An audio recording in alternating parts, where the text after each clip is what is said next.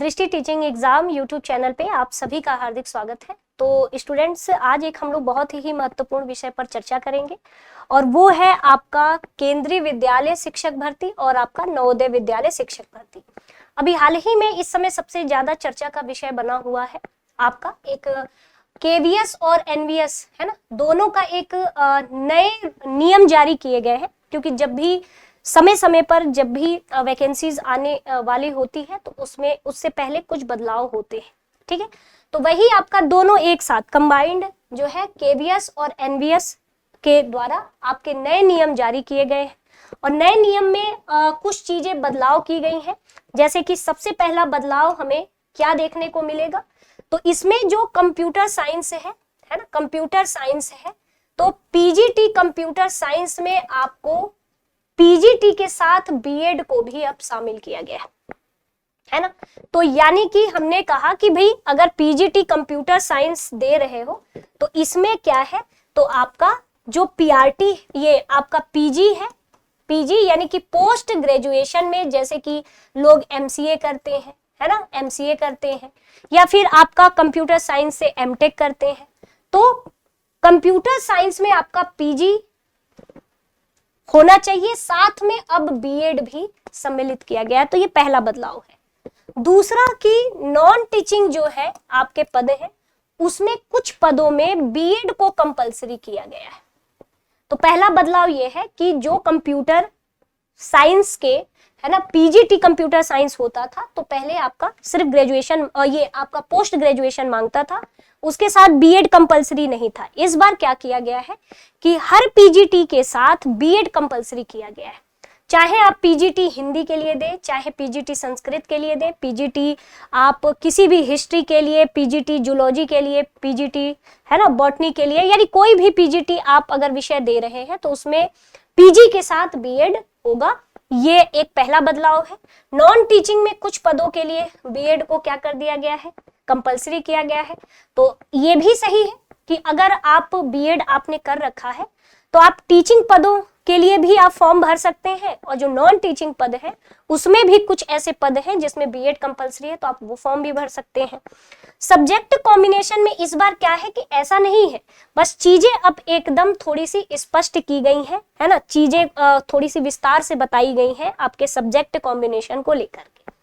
अब इसमें क्या है कि सबसे पहला आता है कि अगर आप पीजीटी का फॉर्म भरोगे तो ये ध्यान रहे उसमें सीटेट कोई, है ना, कंपलसरी नहीं है।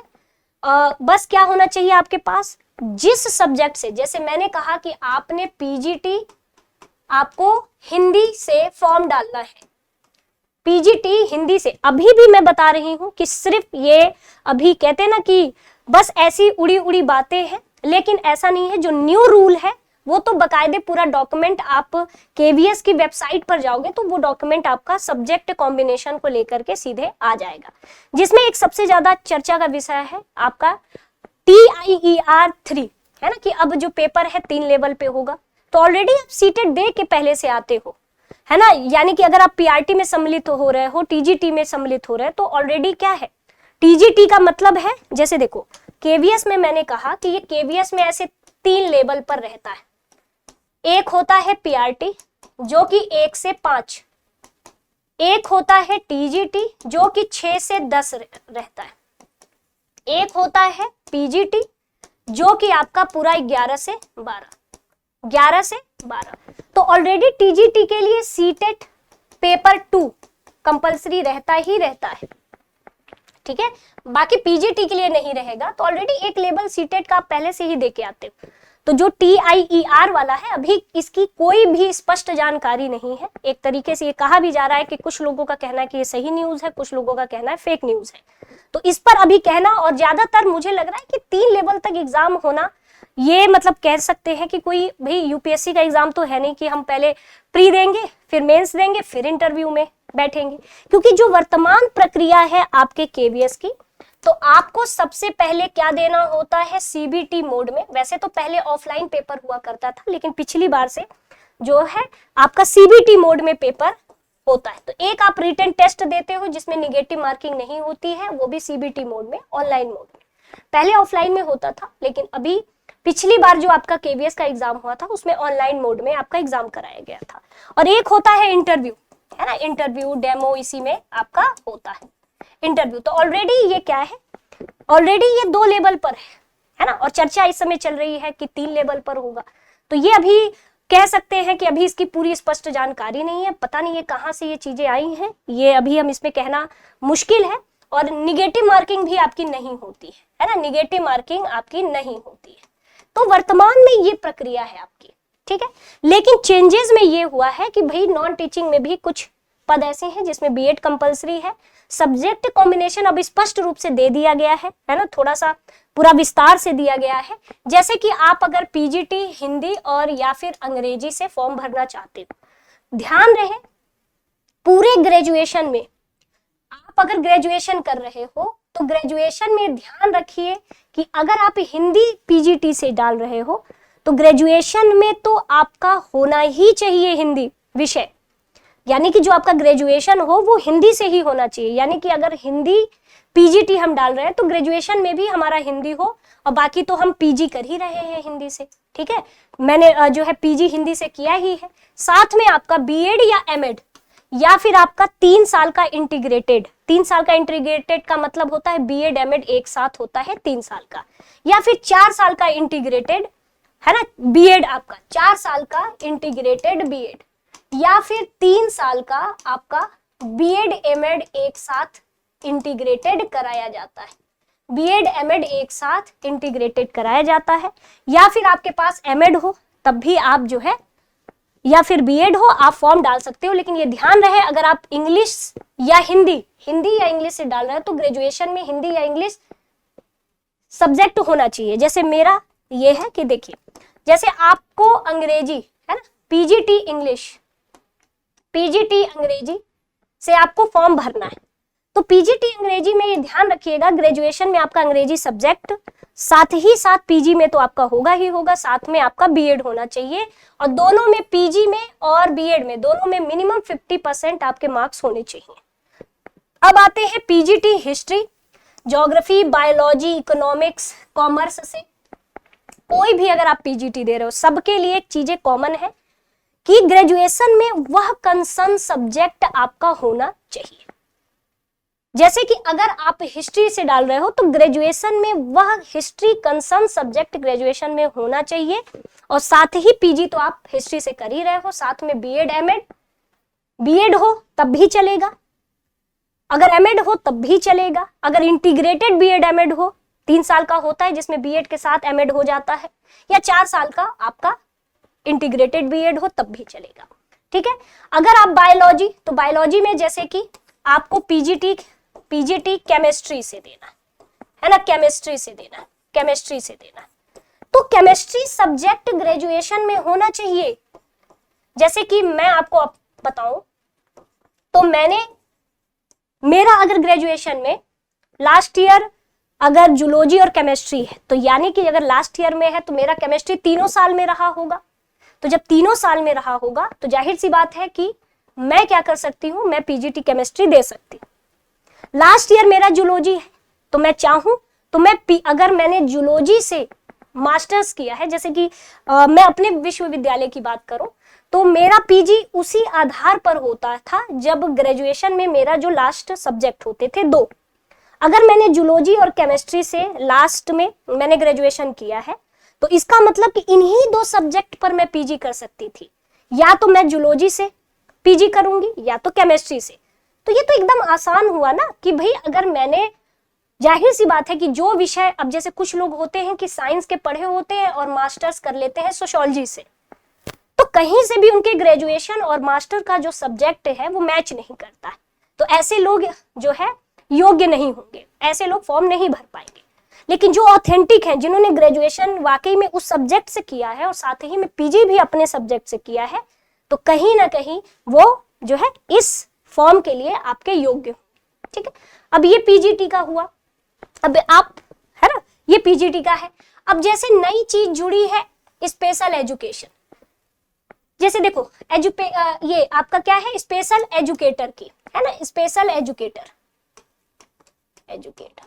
अब जैसे देखिए, अब स्पेशल एजुकेटर अब सभी में योग्य है, जैसे चाहे वो पीजीटी के लिए भी, जैसे देखो मैंने कहा कि यदि आपने टीजीटी हिंदी डाला है तो अगर आपने 1 साल का स्पेशल बीएड किया है तब भी आप योग्य हैं, अगर 2 साल का बीएड किया है तब भी आप योग्य हैं, जैसा कि अभी हम आगे बताएंगे।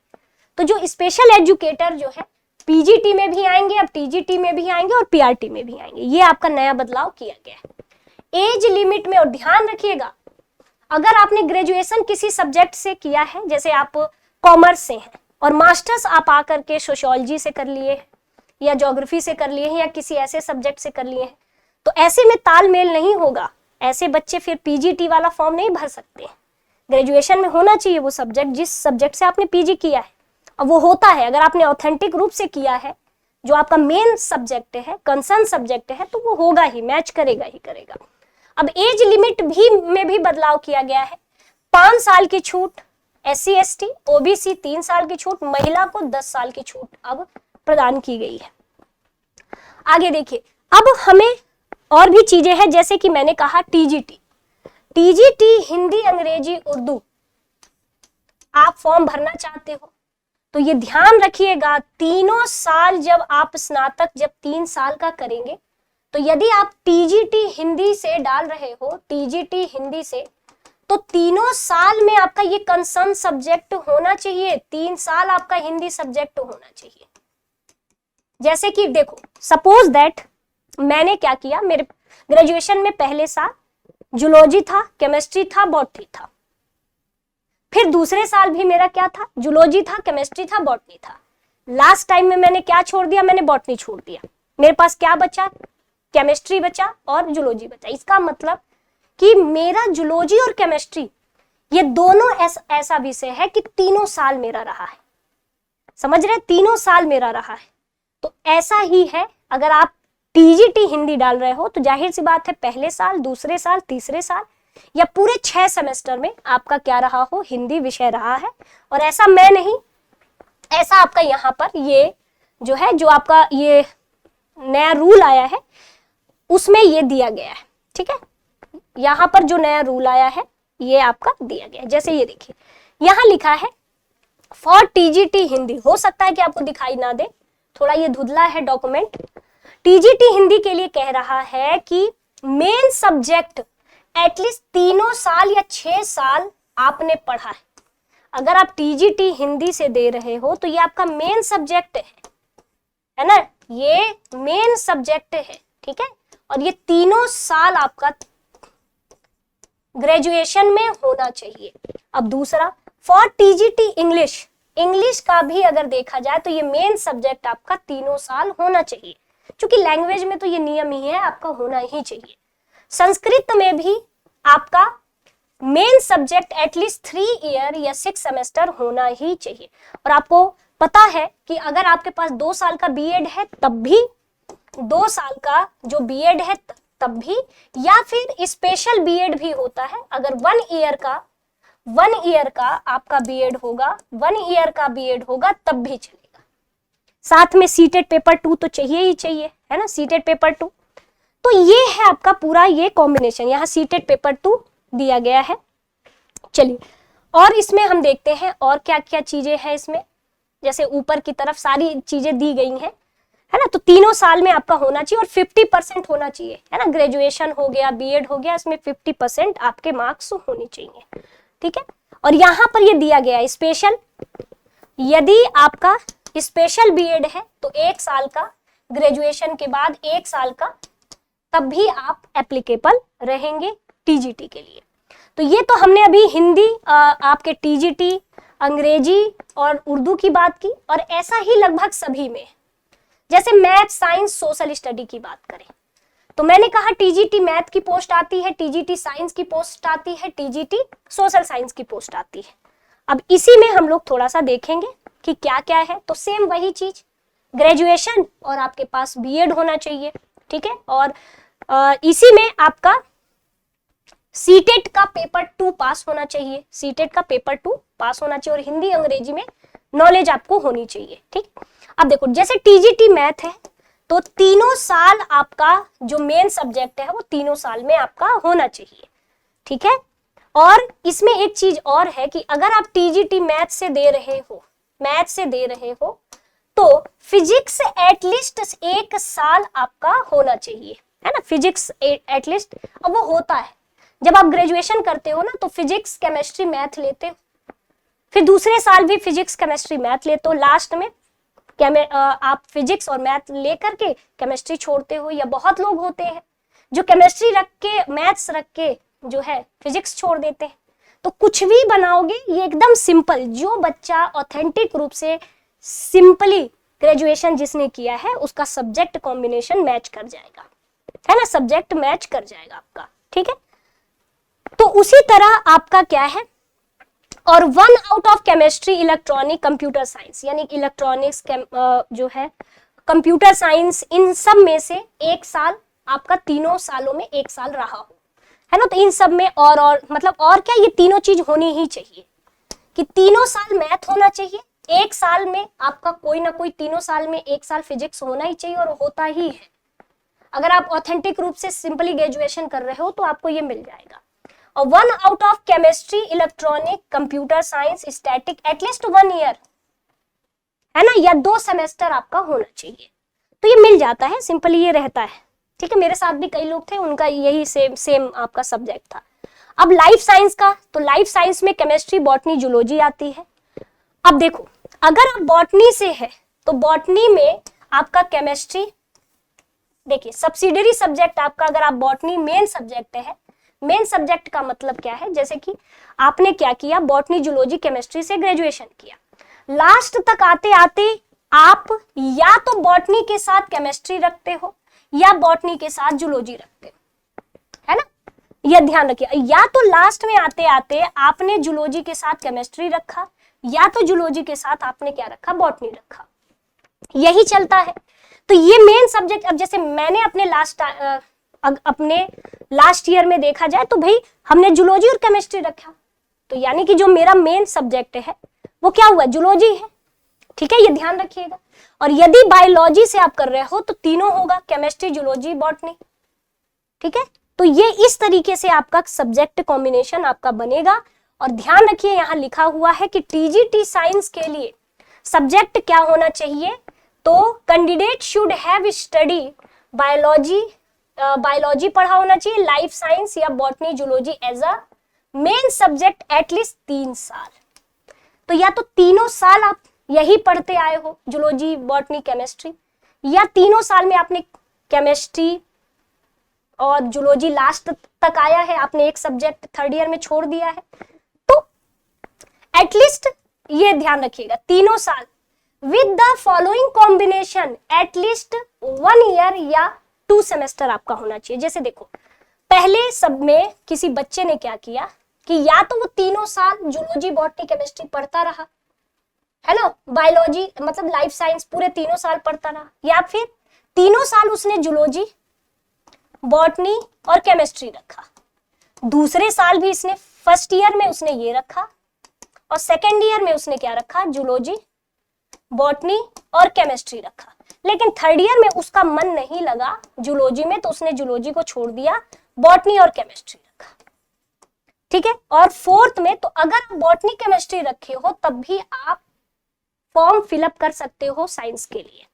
आपने बॉटनी, केमिस्ट्री, या फिर आपने जूलॉजी, बॉटनी को छोड़ दिया, आपने केमिस्ट्री रखा, तब भी आप फॉर्म भर सकते हो टीजीटी साइंस के लिए, ठीक है, ये ध्यान रखिए।